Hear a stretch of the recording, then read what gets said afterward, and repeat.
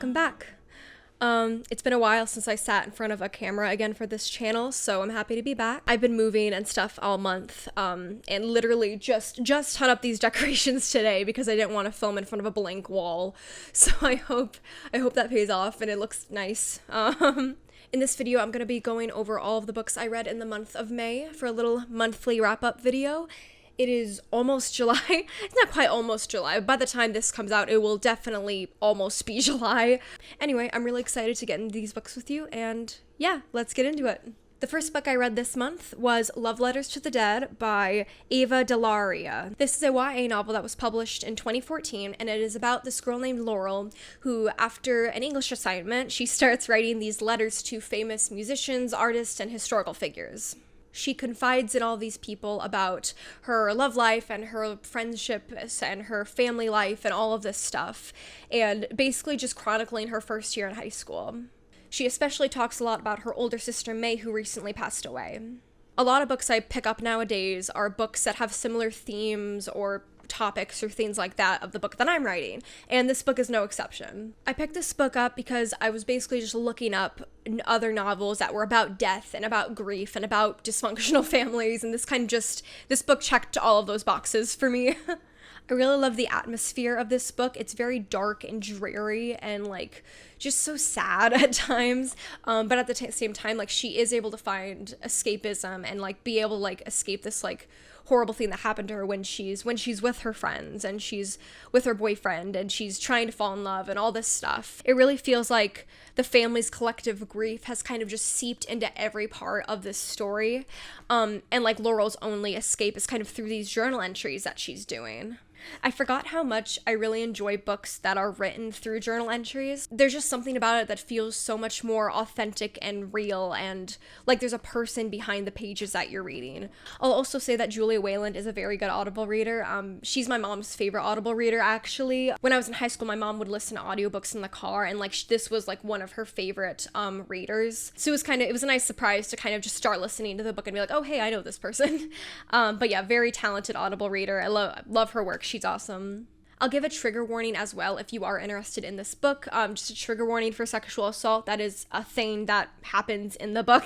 So just be wary of that. Just go into that knowing that. But yeah, I decided to give this book 4 stars. I was just really impressed by it. It kind of delivered on everything I wanted it to deliver on. So I really enjoyed it. The next book I read in the month of May was On the Edge of God by Corinne Duvis. This book is a YA dystopian thriller that takes place in the year 2039, right before a massive comet is scheduled to hit Earth. In this book, we follow Denise, who is an autistic teenager, and she is trying to get her family to safety. She's trying to get her family to this temporary shelter outside of Amsterdam. I wanted to pick up this book because I'm autistic myself, so I kind of just wanted to check out the representation in it and see how it was, and I was genuinely really impressed. I really liked it. Denise's autism is very integral to who she is. There's no if, ands, or buts about it. It's very much a part of who she is, but it's also not the only interesting thing about her. With autistic characters, you often have characters that are infantilized and or they just generally don't have any agency over their life.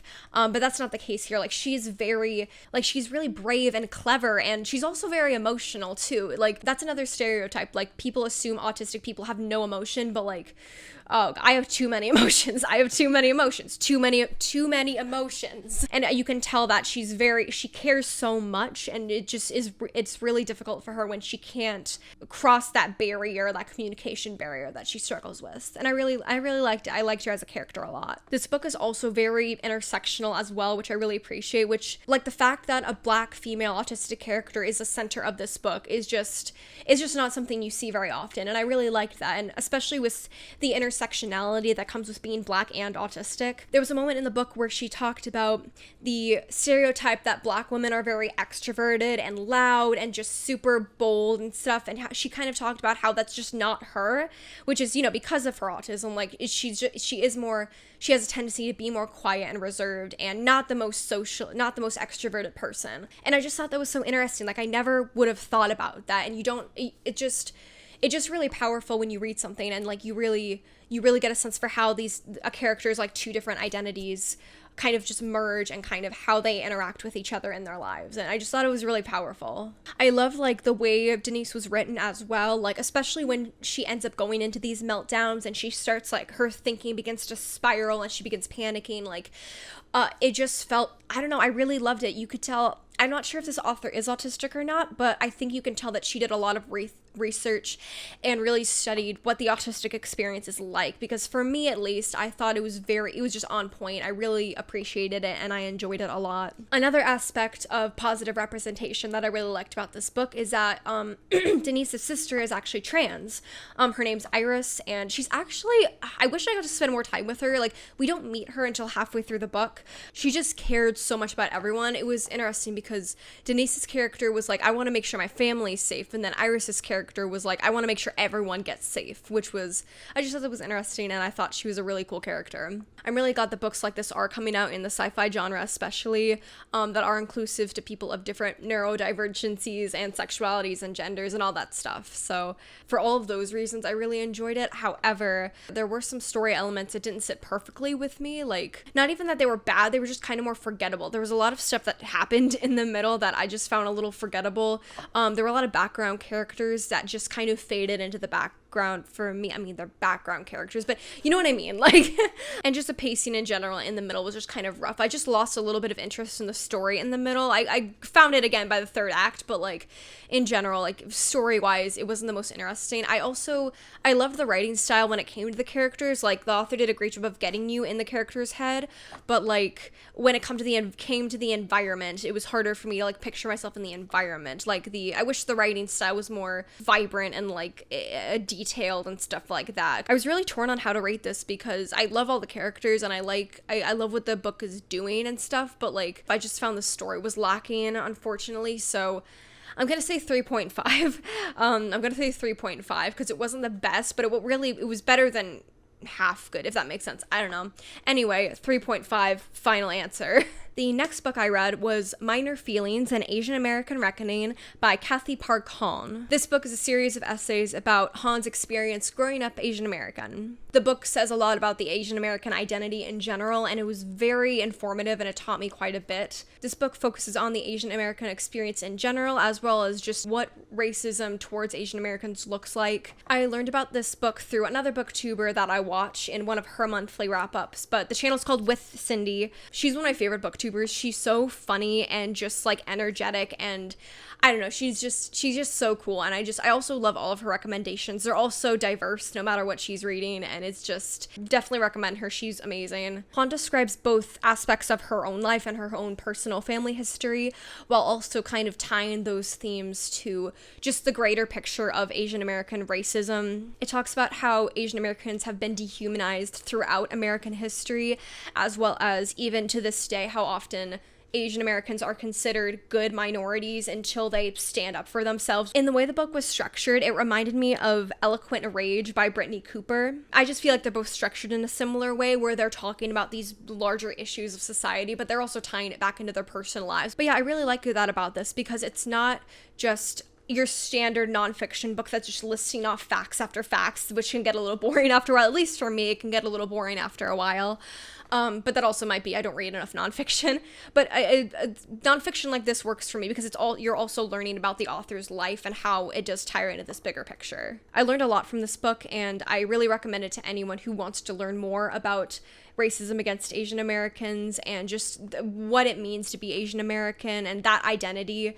It's not something that's talked about enough for sure, and I learned quite a bit from this book. So yeah, I rated it a 4 out of 5 stars. I really enjoyed it. The next book I read was so freaking good. It was so good. It's called Brass by Jeanette Alou. Brass tells 2 separate stories. So the first is of a 19-year-old waitress who accidentally becomes pregnant, and then the second story is from the perspective of her biracial daughter 16 years later. I actually picked it up, again, kind of looking for inspiration for my own novel, but specifically I was trying to figure out if I wanted to classify it as a YA or an adult novel, because my book does have 2 teenage protagonists. So basically I was just looking up adult books with teenage protagonists to see if it was a thing, and this was just one of the books I found, and I just thought the concept was really interesting, so I decided to go for it. And at the time that I at least put this book on my wish list, I still wasn't sure if I was going to do dual perspectives for my own novel or not, but then I ended up doing that. So that for that reason too, like it was also equally beneficial to pick up another dual perspective, a dual perspective novel. I really adored this book. I loved everything about it. Just what really got me about this book is how simple the two stories are,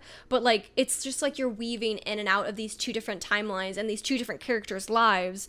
But like when they come together, that's when it becomes really powerful and impactful and really interesting. They're just so simple. Like it's just this 19-year-old waitress who's gets pregnant and is trying to keep her relationship intact, and she's trying to navigate her family and everything like that, and navigate her relationship, everything. And then just a teenager who's just trying to learn more about her past. And it's just, I like how the two different character voices were so distinct. That's something that I think is really integral to books like this, where you have dual perspectives, is just making sure each of the voices sound very distinct. And I think that it accomplished that very well. Something I found really interesting about this book as well, and just made it so unique and just stood out to me, was like the daughter's perspective is in second person. So like basically you're reading it and it's saying, you feel this way, you walk across the room, you do this. And I've never read that in a novel before, and like it's just, I learned about it in like probably like 7th grade English, I think. Like I know that the perspective exists, but like it's just so rare to find it in a novel. Like especially, it wasn't the entire novel, but like it was half of the novel. Like it was a very substantial amount of the book, and I was like, is this gonna hold my attention for the rest of the book? But like it really did. I can't explain why, but it just worked. I'm not sure. It's crazy. It kind of makes you feel like maybe the real or true, I guess, protagonist of the book is the mom, because she's the one who knows the daughter, has been with the daughter throughout both of their lives, if that makes sense. So I don't know. It was just very unique, and I was just really impressed and surprised by how well it worked.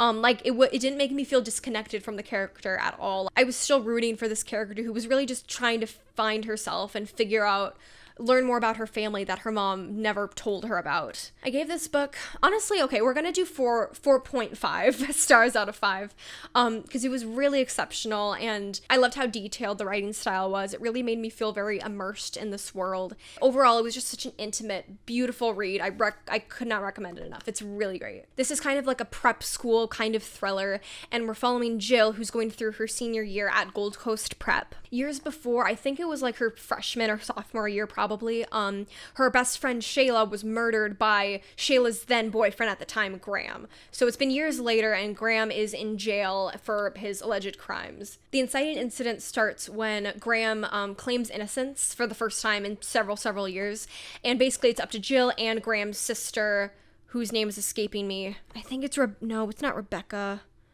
Graham's sister, whose name I can't remember. They've got to figure out what happened. Also, the whole school has this not so secret society, whatever that means. I will get into my feelings about that later, but so I'll be honest. I only picked this up. I legitimately only picked this up because I heard Halsey was going to be in the HBO series adaptation. Only reason. I wasn't sure if this was gonna be for me or not, and I don't think it was. This was my lowest rated book with 3 out of 5 stars. So okay, it's not terrible. It's really not that bad, but what knocked down a few points for me was just because it was kind of cringy. There was a lot of really cringy moments. I thought about Riverdale for some reason a lot while I was listening to this, and not because it's not because nothing in the book makes sense, or like it's not like Riverdale where like the plot is completely all over the place, you never know what's gonna happen, but like in a bad way. The story of this book is generally speaking grounded in reality. As far as like the murder and like the thriller aspect, it was pretty grounded in reality. I just felt like the cringe factor was kind of up there with Riverdale. Basically, the book just takes itself way too seriously, in my opinion. Like there's so many cringy lines, like you never know who you can trust in high school, and after everything I've done for you, and this is totally gonna ruin our senior year. Like when the line, you don't know who you can trust, is used literally talking about high school life, and it's like, you guys are 17. It's not that deep. It's like, God, even the opening line is ridiculous. It's like, it's a miracle anyone gets out of high school alive. Like, are you serious? Okay, so now I have to talk about the players, which is the not so secret society. That's what they call themselves. They call themselves the players. Look, maybe I just don't get it. Like, maybe I don't know what it's like to go to a prep school on Long Island. Like, maybe I just don't know what that experience is like. Like, my high school had a bring your tractor to school day, if that tells you anything about where I grew up.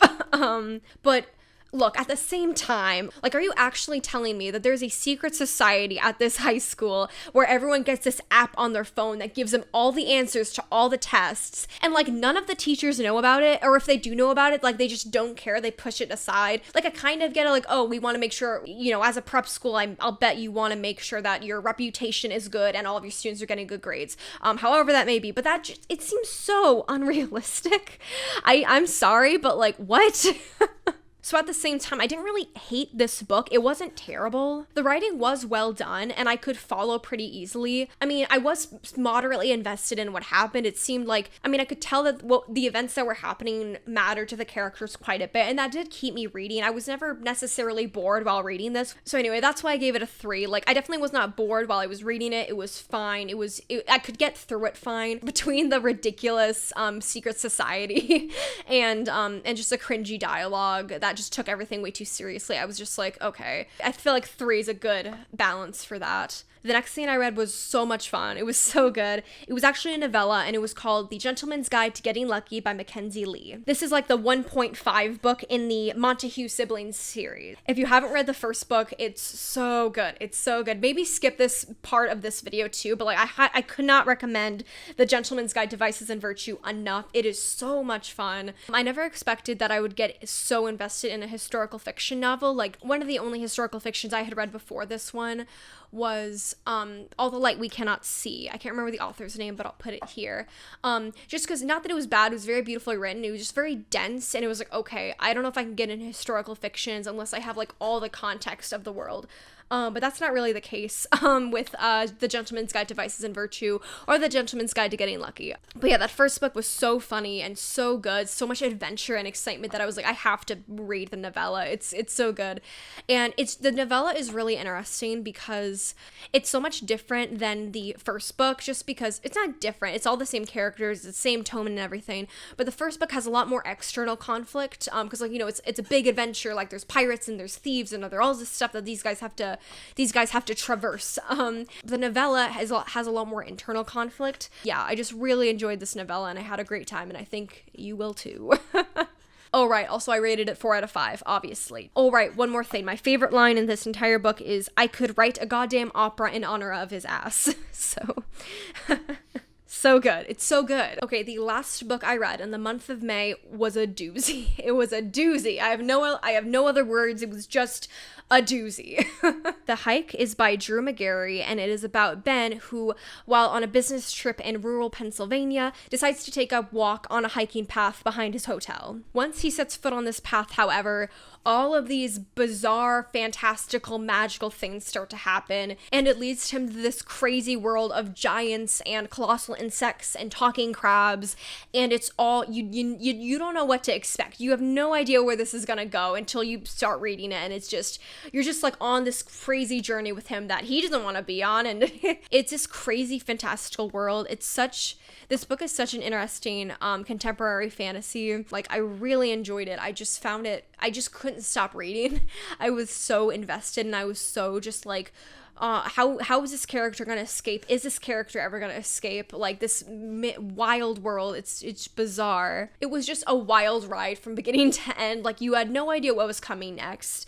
It was all just so imaginative and magical and wild. It was just wild. Like, it's simultaneously like really tragic and really funny. Like, I mean, it's hilarious. Like, the humor is really funny. There's a lot of deadpan fun humor in there because, like, it's just so ridiculous. You have to laugh at it sometimes. But it's also really sad. Like, this poor guy just wants to go home to his family, and like he doesn't think that he's ever gonna get home because, like, according to the rules of this world, once you start on the path, you have to stay on the path. You don't have a choice. You have to stay on the path. There's also a really small plot twist at the end that I thought was really brilliantly set up. Like, it doesn't affect the larger story necessarily. It's just like, it's just a realization that the main character has at the very end that it just adds a lot to it. It's just really clever and interesting, and it's just like, oh man, I should have seen that coming, but I didn't. That was, oh man, this genuinely makes me want to pick up more contemporary fantasy because it was just that good. It was just so good. I rated it, you know what, I'm gonna rate it 4.5 out of 5. It was just that good. It was unlike anything I've ever read before, genuinely. Okay, we made it. That was all of the books I read in the month of May. Thank you so much for watching, and I really appreciate it,